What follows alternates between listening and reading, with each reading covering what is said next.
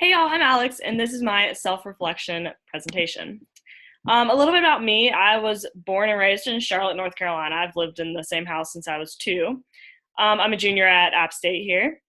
I'm a dietetics major, and I'm minoring in German and chemistry. A little bit about how I got into German, because that seems to be what catches people's eye, is I went to Germany in fourth grade to visit my uncle. I have family that lives over there, and I just fell in love with it then. And I've taken 7 years of it, and I'm hopefully going to Germany this summer for study abroad. So I'm really excited about that. I have two younger sisters. I'm the oldest.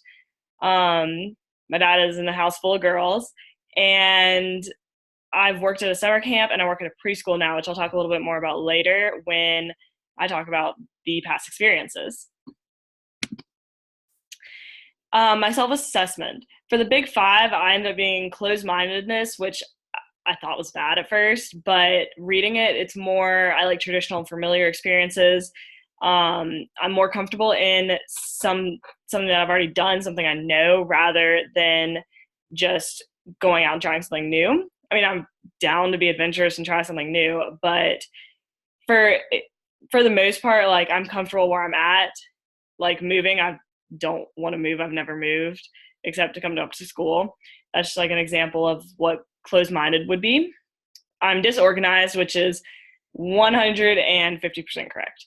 My room looks like somebody threw up clothes in there. I've never been organized. It's just not something I'm good at. Extroverted, I was in the just barely extroverted.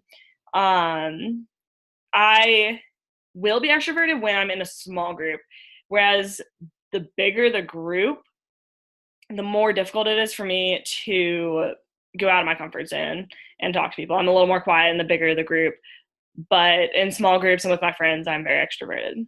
Disagreeable, which also like closed mindedness sounds really bad. Um, but it's really not what it sounds like. I just, I have my own opinions. And if I'm wrong, I'll admit that I'm wrong. But you have to prove me wrong first. Calm and relaxed. I don't tend to get stressed very easily.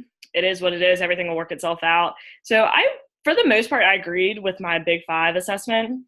Nothing I really was like, no, that's not me. My leadership style. I've always believed in leading by example and being very direct. If you beat around the bush, nobody's going to take you seriously. And the best way to lead is to lead by example. If you tell somebody to do something that you wouldn't do, why should they do it? At the bottom here, I posted a little quote. The most powerful leadership tool you have is your own personal example.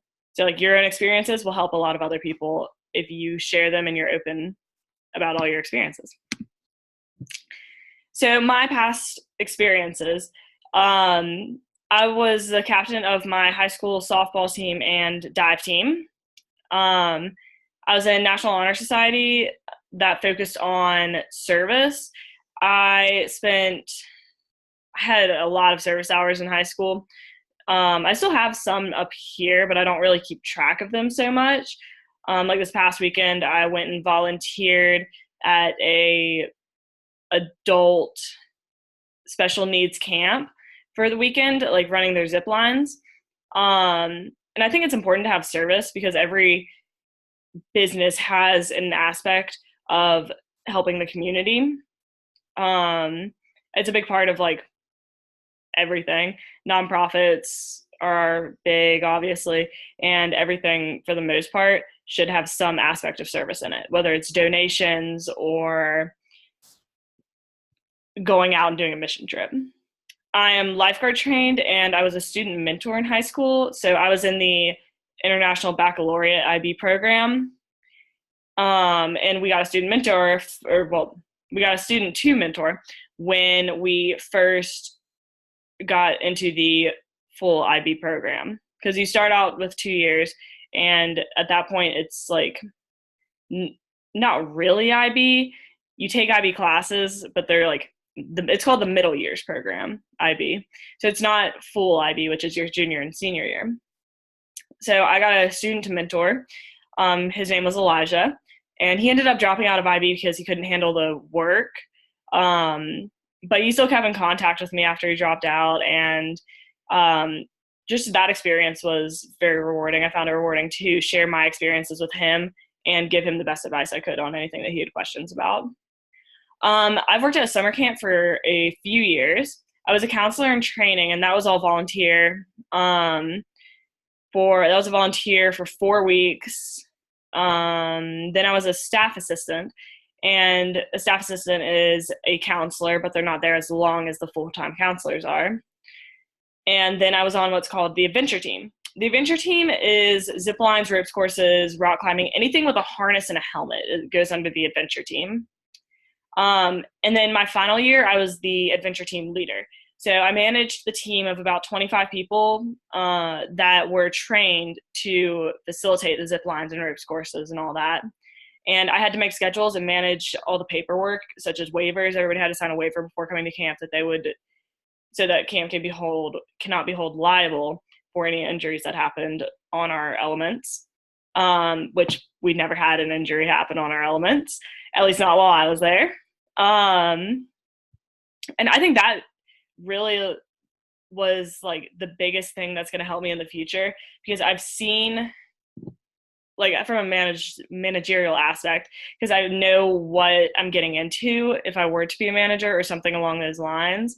I've seen the paperwork. I know for the most part, like, how some things work. Of course, it would be different than a summer camp, but for the most part, like, I've had this experience, and it's kind of like a stepping stone to getting into the real world.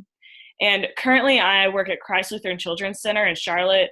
Whenever I go home, a floater is like a substitute teacher kind of, but you're not really a teacher. You just go wherever they need, and your job is to basically play with kids. And related to like this class and how it'll help me in the future is it's very routine. It's a school, so they're there 9 a.m. to 6 p.m. every night or every day, and they have lunch and a nap time. And I've had to deal with allergies and other dietary restrictions. Every kid is different, and every kid has a different diet and what they like. And working there, for me being a dietetic major, this was a big thing, because it opened me up to, I don't have any allergies, so it opened me up to being more open-minded about kids, about allergies, and being more aware of them. My plan. So what I did was I pointed out some weaknesses I have personally and that would affect me work-related. Personally, I can't say no. I'm always busy doing something, which can drain me out. And I have no sympathy. Sorry if you don't do something. If you're sad, I'm not the person you want to go to. Strengths, I'm very loyal and dependable. I'll be there if you need me to. And that can also be work-related as well. Like, if I say something's going to get done, it's going to get done. It may not be 2 weeks in advance, but it'll get done. My weaknesses and strengths when it comes to work, I am very disorganized and I procrastinate a lot. It's probably going to get done right before it's due. And my strengths, I'm decisive and a leader. So in order to plan for my future better, and when I get a job, I need to focus on these weaknesses and be aware of my strengths in order to gain a better work relationship.